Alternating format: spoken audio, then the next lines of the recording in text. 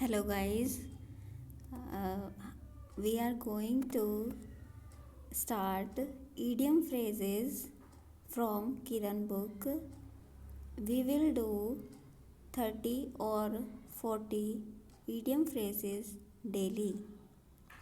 If you like, please share, comment and like also.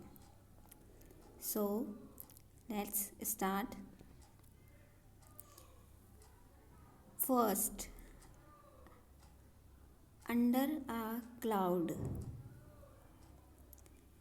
Under a cloud. Under suspicion. Answer is under suspicion.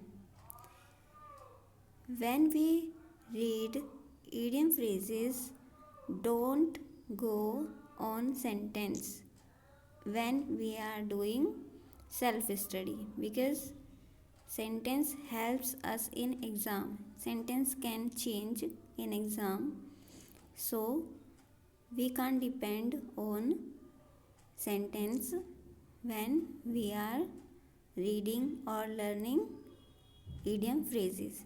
So we go on darken place, which is idiom phrases, there and give answer. I will give you 3 seconds after read an idiom phrase, so you can also tick your answer in your mind.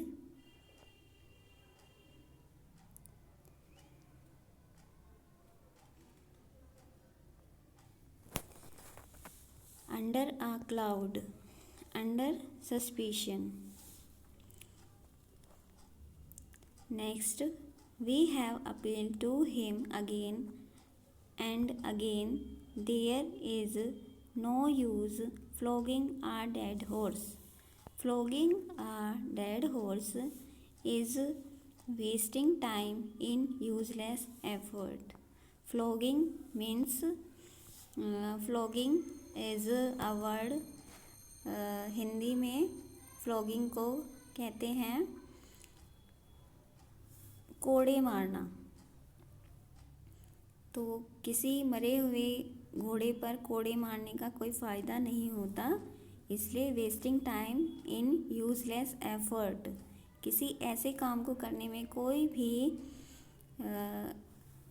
फ़ायदा नहीं है जो useless हो। Okay, next, we should look down upon. Look देखते हैं, down नीचा, upon किसी को भी, किसी को नीचे देखना, किसी की आलोचना करना। Regard with contempt. Answer is 4, regard with contempt. Because of his misbehaviour he is bound to face the music. Face the music, misbehavior, we can learn from this word misbehavior. Misbehavior, it means there is a negative sense, so face the music, get reprimanded, get reprimanded. The working of the factory was disrupted on account of a token strike by the workers. It means token strike. It is a short strike held as a warning. कोई भी मज़दूर संघ है और वो अपने कुछ मांगे मनवाना चाहते हैं, उसके लिए हम टोकन स्ट्राइक रखते हैं, मतलब एक छोटी सी स्ट्राइक रखते हैं और उससे जो है कंपनी का मालिक डर के उनकी बातें मान लेता है। So short strike held as warning.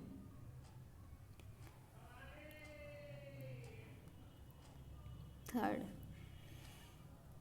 next, by opposing his proposal, he fell foul of him. Fell foul of him is got into trouble with. Fell foul of him is got into trouble with.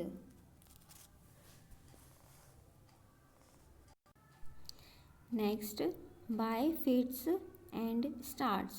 By fits and starts. So it rarely, disinterestedly, irregularly, irregularly. By fits and starts is irregularly. Third,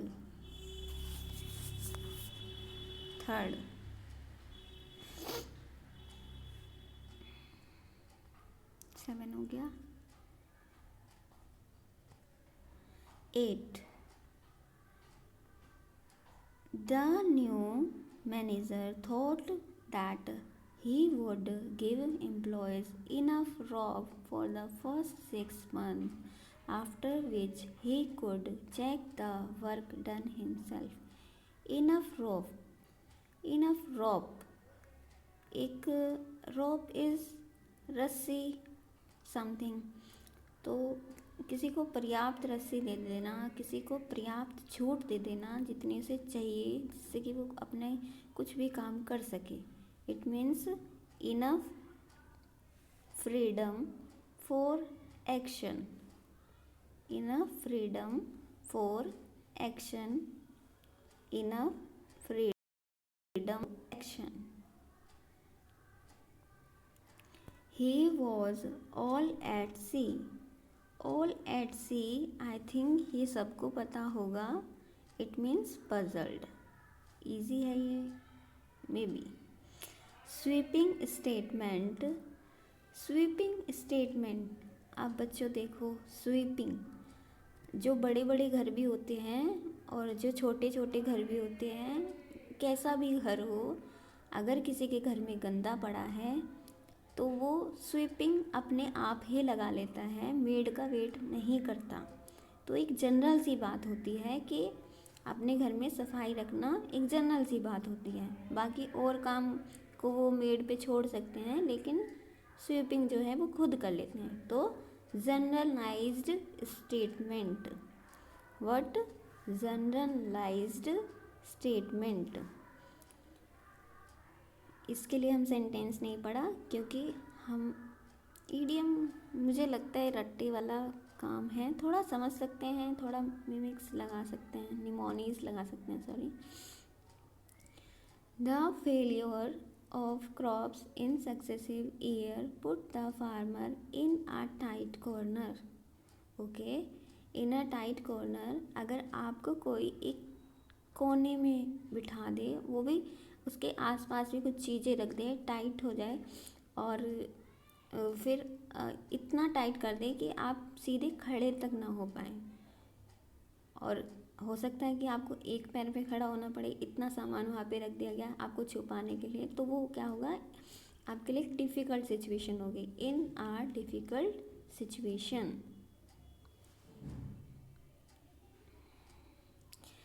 The effort to trace the culprit was a wild goose chase. Wild goose chase. Okay, wild मतलब जंगल, goose चोर, chase पकड़ना, जंगल में किसी चोर को पकड़ना, मतलब कि कुछ भी हाथ नहीं लगने वाला, क्योंकि मोस्टली जो चोर होते हैं, जो डाकू जैसे पुराने ज़माने में होते थे, तो वो जंगलों में ही रहते थे. उन्हें जंगल का चप्पा चप्पा मालूम था, तो वो पुलिस के हाथ भी नहीं आते थे. और इसीलिए पुलिस के हाथ क्या लगता था, एक मतलब हाथ खाली ही रह जाते थे. तो उनके लिए वो एक फ्यूटाइल सर्च होती थी कि बंजर जिसे बोल देते हैं, कि जिस ज़मीन पे, जैसे कि फ्यूटाइल किसको बोलते हैं, जिस ज़मीन पे कुछ भी पैदा ना होता हो, ऐसे ही उनकी सर्च फ्यूटाइल हो जाती थी। मैं यहाँ पे ज़मीन नहीं कह रही हूँ, सर्च उनकी फ्यूटाइल होती थी। तो answer is second. Okay. Does not hold water, does not hold water. Sentence पढ़ के देखो। The story does not hold water. अब बच्चों देखो, स्टोरी तो स्टोरी, कोई भी वाटर को होल्ड नहीं कर सकता हाथ में। पानी बॉटल वगैरह की अलग बात है, लेकिन एक जनरलाइज जो स्टेटमेंट है इसका कि पानी को कोई रोक नहीं सकता। लाइक नदियों में बह रहा है तो उसकी दिशा ज़रूर बदली जा सकती है, लेकिन रोका नहीं जा सकता। तो does not hold water is मतलब एक ऐसी बात जैसे जिसको विश्वास करना मुश्किल हो। Does not hold water, story does not hold water, so can not be believed. So third is correct. Raj couldn't pay the bill, so he asked the owner to put it on the cuff. Put it on the cuff. कफ का मतलब होता है credit something, या किसी चीज़ को hold, जैसे कि उधार वगैरह बोरो कर लेना। On the cuff, on credit. Mostly जो है इसको इस तरीके से यूज़ करते हैं कि आपने किसी के लिए कुछ काम किया और अब वो आपको कुछ चीज़ थोड़ी देर के लिए क्रेडिट पे दे देगा, उसको बोलते हैं ऑन द कफ, आपसे खुश होकर।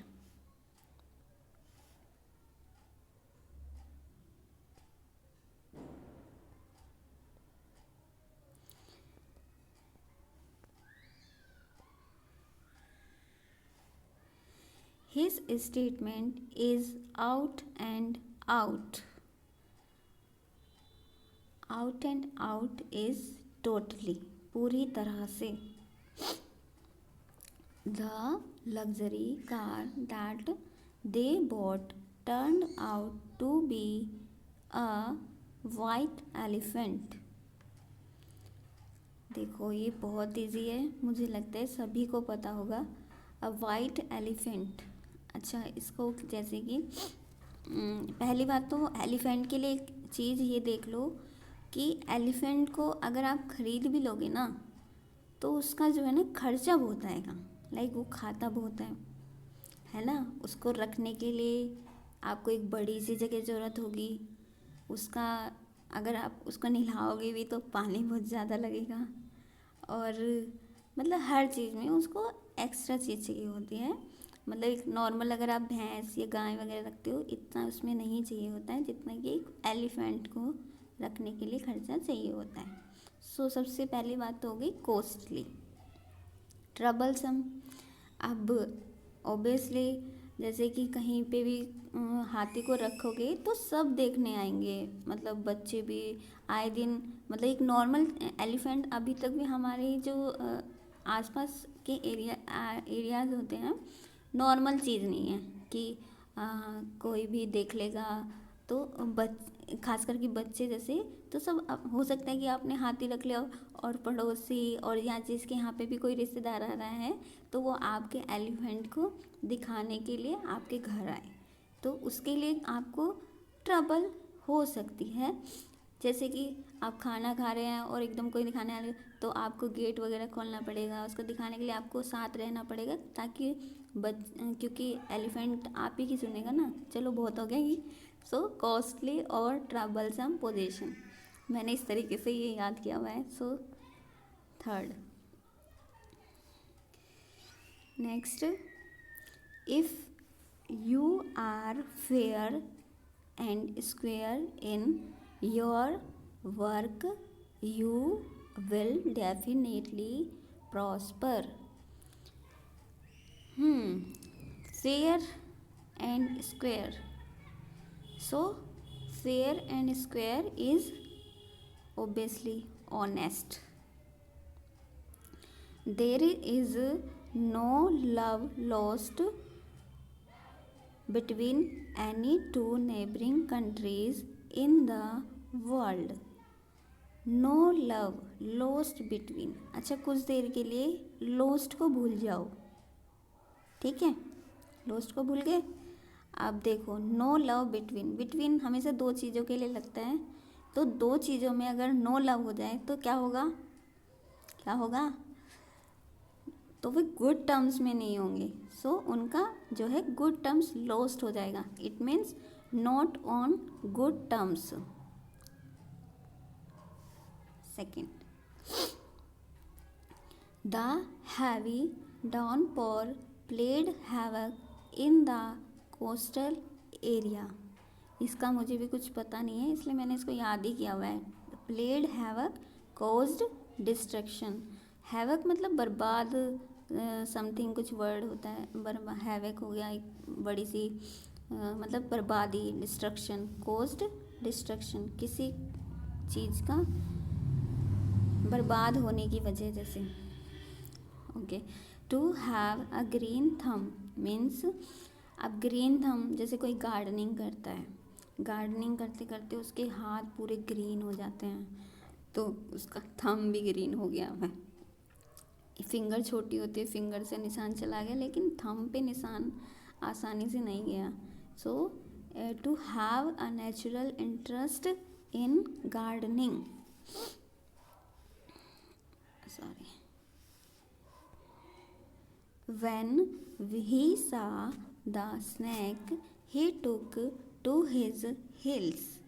अब ये तो सेंटेंस देख के समझ में आ रहा है कि अगर हम किसी स्नैक को देख लेते हैं तो दुम दबा के भाग जाते हैं. सो रन अवे, और दुम भी कैसे, डर के. सो रैन अवे इन फियर. अब देखो, अगर सेंटेंस पास्ट में है और फ्रेजल वर्ब में पास्ट फॉर्म आ रही है तो आपको पास्ट फॉर्म वाला ही चूज़ करना है, क्योंकि जैसे हम run away in fear original है और ये पास्ट में है, इसलिए ran away in fear. Okay, next, he has to abide by the hard and fast rule of the company. अब देखो, जो चीज़ हार्ड भी है एंड फास्ट भी है. अब एक इंसान है, जैसे कोई भी बंदा है, वो तैयारी कर रहा है और वो अपनी चीज़ों को लेके स्ट्रिक्ट रहता है, तो वो कैसा होगा, मन से हार्ड होगा. इंसान मन से हार्ड होगा और क्या होगा, दूसरों से फास्ट होगा. सो स्ट्रिक्ट हो जाएगा इसका answer. Second correct. Next, she goes to her mother's house off and on. So off and on, कभी कभार, ओकेजनली. इसको हम याद कर सकते हैं, जैसे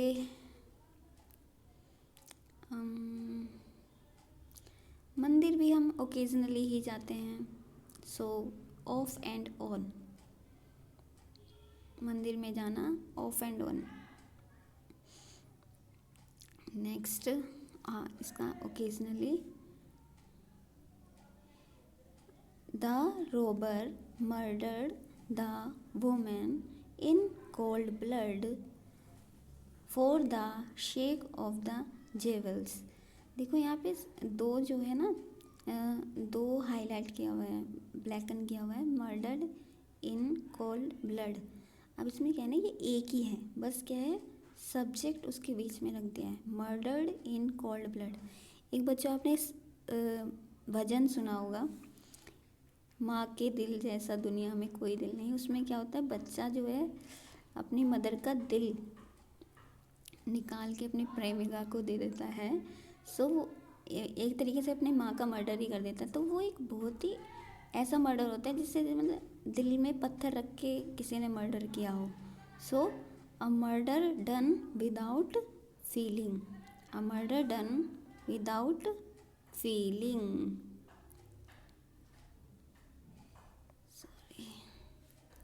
A murder done without feeling.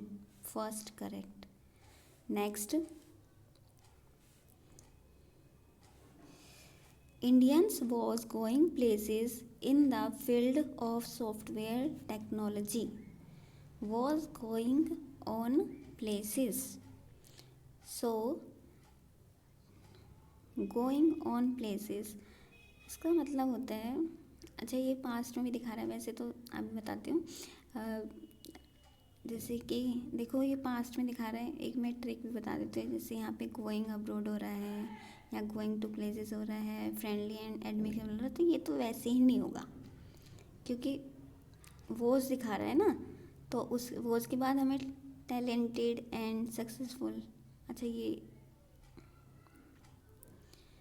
Indians was going on place, अच्छा talented and successful, sorry guys मैं थोड़ा कंफ्यूज हो गई थी, talented and successful.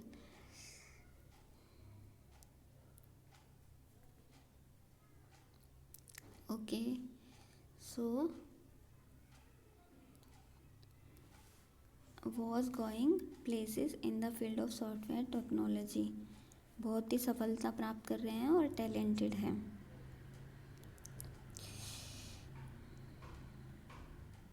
The poet drew on his fancy, not his knowledge of nature, when he wrote his poem on birds. Drew on his fancy. Drew on his fancy. So, poet जो होता है वो imagination ज़्यादा करता है। Sentence ने वैसे बहुत हेल्प करी है, लेकिन ये भी है कि used his imagination, draw on his fancy. अगर हम इसको याद करेंगे अलग से तो कैसे करेंगे, फैंसी। अच्छा फैंसी वर्ड का मतलब ही होता है कल्पना करना। जो हम वैसे किसी को बोल देते हैं वो तो बड़ा फैंसी है, वो बहुत ही गलत वर्ड में हम, गलत सेंस में हम मतलब गलत ही बोलते हैं, वो वर्ड ही नहीं होता है, उसको बस बिगाड़ दिया गया है एक तरीके से फैशन को। जैसे किसी ने कुछ फैशन कर लिया और उसको बोल दिया फैंसी है ये तो वो वर्ड ही नहीं होता है, इस सेंस में नहीं होता है। फैंसी का वर्ड होता है कल्पना करना। So draw on his fancy मतलब used his imagination. My neighbor had to pay through his nose for a brand new car. Pay through his nose मतलब बहुत ही हाई प्राइस में, pay an extreme high price. Third correct. Very ambitious people do not like to rest on their laurels. So it means जो भी इंसान ambitious people जो होते हैं मतलब वो कभी भी रेस्ट नहीं करते। सो वो इम्पेशेंट होते हैं, मोटिवेटेड होते हैं, अनहैप्पी होते हैं, ऐसा कुछ भी नहीं है। They are complacent to rest on their laurels means to be complacent, do not like to rest, to be complacent एक ऐसा इंसान होता है जो थोड़े में खुश हो जाता है। सो एम्बिशियस पीपल ऐसे नहीं होते, वो अपनी इच्छा बढ़ाते रहते हैं, अगर एक चीज़ मिल गई तो दूसरे पे जाते रहते हैं। if he phones again, I am going to give him a piece of my mind. अब देखो, give him a piece of, एक टुकड़ा मेरे दिमाग का एक टुकड़ा मेरे दिमाग का दे दिया, उसे दे दिया। मतलब कि मैं बहुत शांत बैठी थी, लेकिन उसने मुझसे बार बार कॉल की, अब क्या हुआ ना, मेरा दिमाग खिसक गया और मेरा पीस जो है उड़ गया। और मुझे गुस्सा आया और मैंने उसको डांट दिया। सो टू रेप्रीमेंडेड हिम, क्योंकि वो बार बार कॉल किया जा रहा था, तो इसलिए मैंने उसको डांट दिया।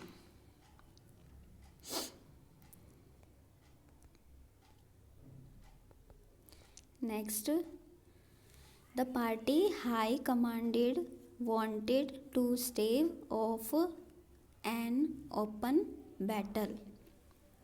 So स्टेव का मतलब होता है डिले। आप इसको याद भी रख सकते हैं। स्टेव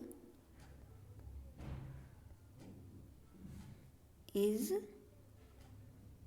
डिले।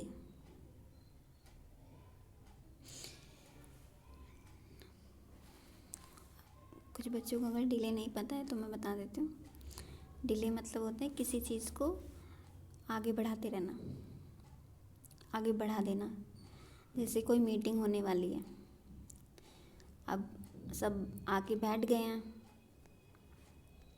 लेकिन जो चेयरमैन है उनको कुछ अर्जेंट वर्क आ गया है, तो वो क्या करेंगे, 5 मिनट के लिए मैसेज भेज देंगे कि 5 मिनट मीटिंग डिले हो गई है।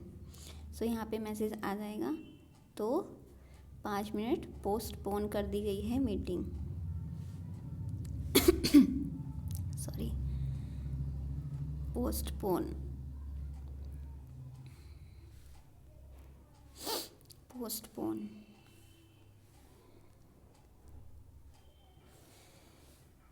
Next, Ramesh takes after his father.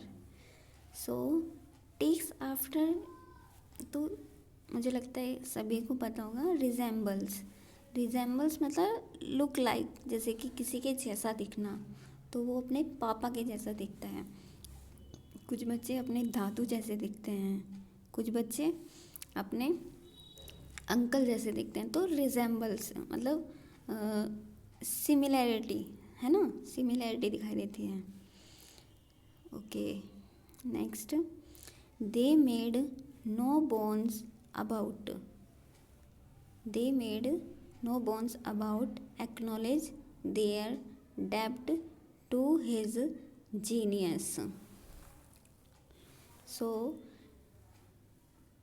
made no bones about, did not have any hesitation, did not have any faith, demanded compensation for had problems in.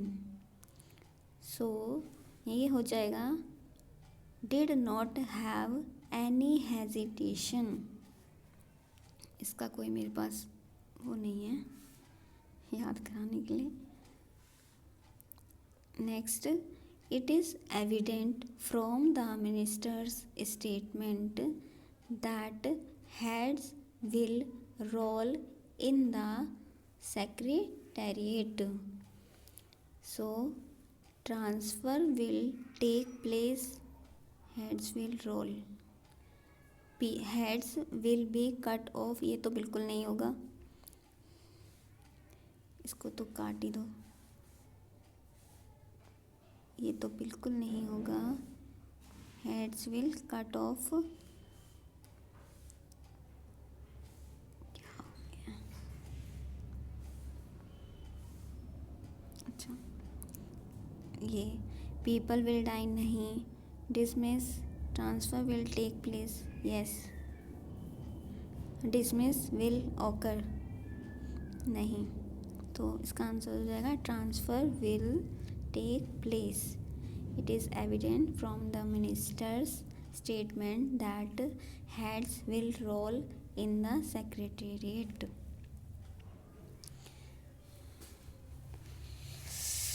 Next, during these last moments of his life, the criminal made a clean breast of everything he had done.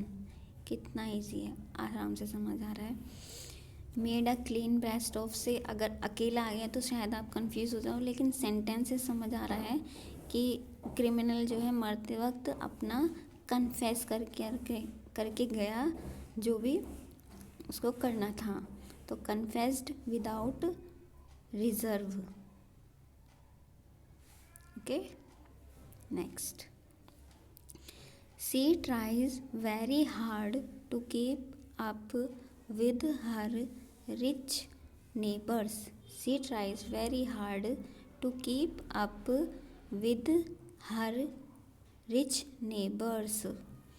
सो अब जो है ना, देखो वैसे ये बात होती है, जो एक गली में 3-4 अमीर घर हैं, 3-4 थोड़े मिडिल क्लास के, तो 3-4 थोड़े गरीब फैमिली के हैं। तो जो पुअर फैमिली के लोग होते हैं ना, और जो मिडिल क्लास फैमिली के लोग होते हैं, वो क्या है ना, उनसे टच में रहने की कोशिश करते हैं रिच फैमिली से, ताकि अगर उन्हें कुछ काम पड़े, उनके बच्चों के लिए कुछ काम हो, तो वो उनसे मदद ले सके। So keep in touch. कोई बुरा ना माने प्लीज़, ये मैं सिर्फ समझाने के लिए बोल रही हूँ। Keep in touch.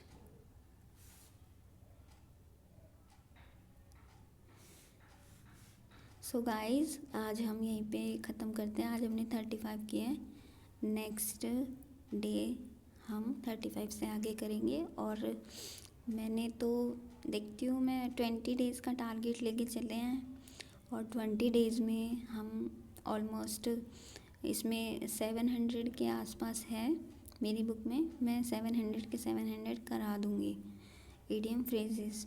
अगर आपको अच्छे लगे तो आप लाइक ज़रूर करें,